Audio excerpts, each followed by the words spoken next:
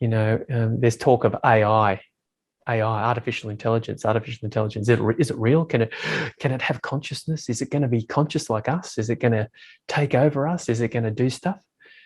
And artificial intelligence is an extension of this intelligence doing this and then applying it with another process there. It's just the same spontaneous intelligence. It's not us that are creating as the individual human beings, artificial intelligence.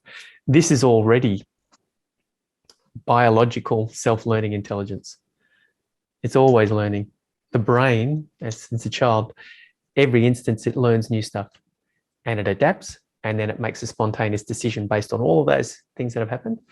And that'll be the next word that comes out, or the next reaction, or the next decision. If you look at it, it's just an extension of this life intelligence that's created a process that does that. It's all the same flowing life intelligence. The intelligence of life is mind-blowing. It's all this energy. It's all complete isness. And we are an expression in that. And the intelligence and the thought process that arrive in the human body are a spontaneous expression from all of this being animated spontaneously by the intelligence of life.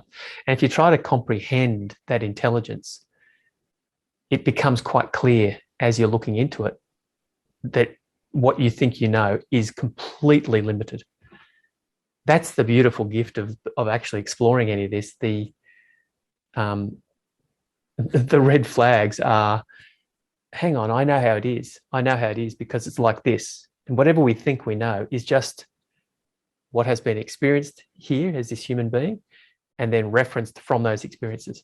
So everything we think we know is limited. It's only limited by the experience that you've had and what you make of that. And the intelligence that's being expressed here is limitless. If the human being thinks it's running it and owning it, it just thinks it can make it finite. This is all the same. All these instances are the same thing. This is all the same thing happening. And none of it is actually a thing. None of it is actually, if you could close your eyes for a moment and imagine all of this as just aliveness, energy, completeness, and objects, supposed objects aren't actually separate anyway, are just appearing as that for a time.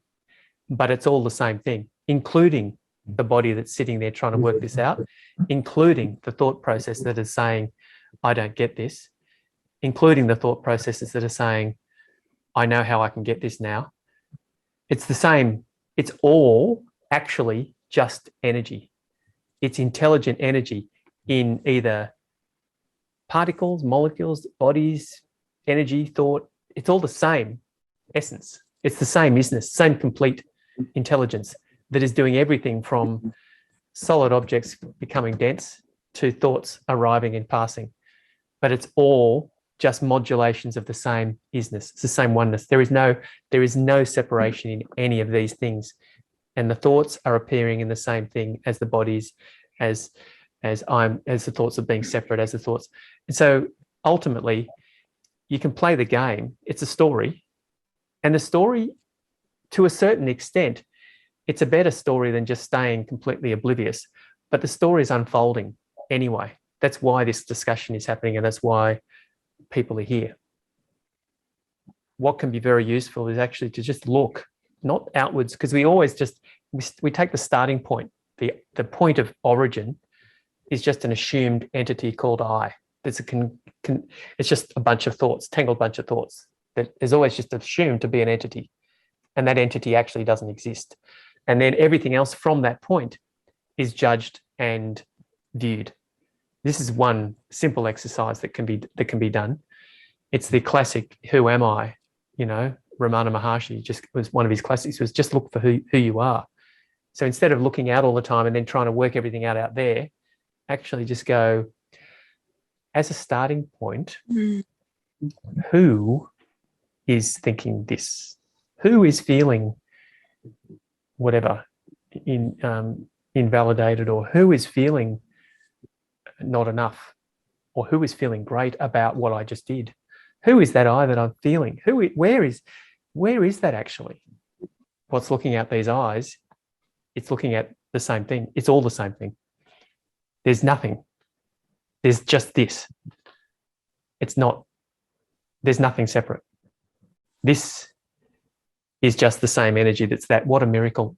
How amazing is it that a human being can be experiencing itself as a human being, and it's this, and there's no delineation and there's no explanation. It's just this completeness, totally peaceful, imperturbable, undelineated, non-separated.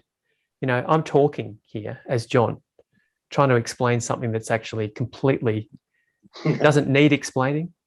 It doesn't matter whether I explain it or don't understand it or you don't understand it. It doesn't matter. None of it actually matters because it's all in a story. And actually the story is part of this.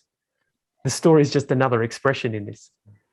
So everything that's happening here is just life doing this in different ways. And then it goes, oh, look, I had a thought that worked out how to do that. It's just another vibrational energy in the unseparated thisness. So there is a way, there is a sort of, there's no path basically, but what seems to happen is some sort of momentum for this, with all its contracted habits that it's got. If these contracted habits can find methods to stop doing that, then what is already there and what is already the essence of what's happening here is just allowed to be less impeded. There's less turbulence in the way of just being what you already are. But the life that is going on there is already complete and whole, and there's nothing wrong with it. So there's nothing actually to be done. But there can be something that happens in these groups where the identification that's just assumed to be happening kind of loses its strength, it loses its reality. And as that opens up, you just become actually what you already are. And that you that I'm talking about is complete, non-separated oneness, energy, intelligent in any form, just shapes, patterning, forming.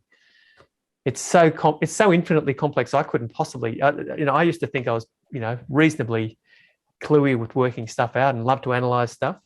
And these days, I actually I just go, this brain, with lovely creative intelligence that goes on, will never get this.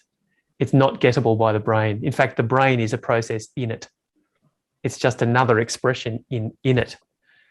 And it's beautiful. That makes everything that's happening absolutely fascinatingly, creatively beautiful.